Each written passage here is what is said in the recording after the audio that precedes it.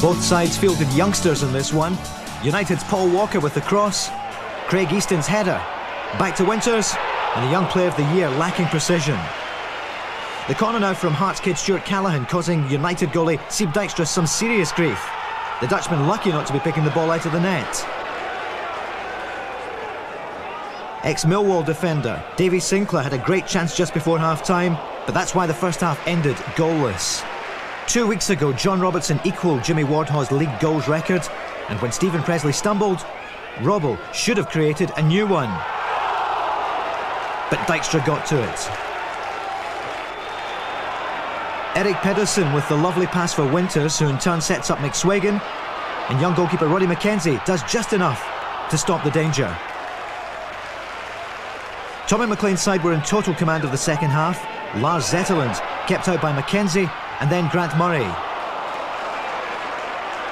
And eventually the danger was cleared, but only for a few moments, because United made their possession count. Stephen Presley finding Gary McSwagan.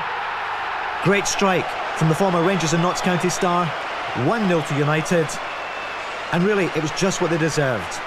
So McLean's United now 11 points ahead of Jeffrey's Hearts.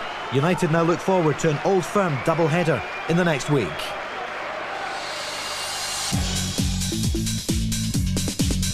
Players are, it's games that they can enhance their own reputation in these games and also enhance the reputation of the club. And I think it's important for us to try and finish the season with a flourish, because obviously we went off at the wrong time around the semi-final stage there and disappointed a lot of supporters. But it's important that we try and finish so that we get a good close season and then work from there.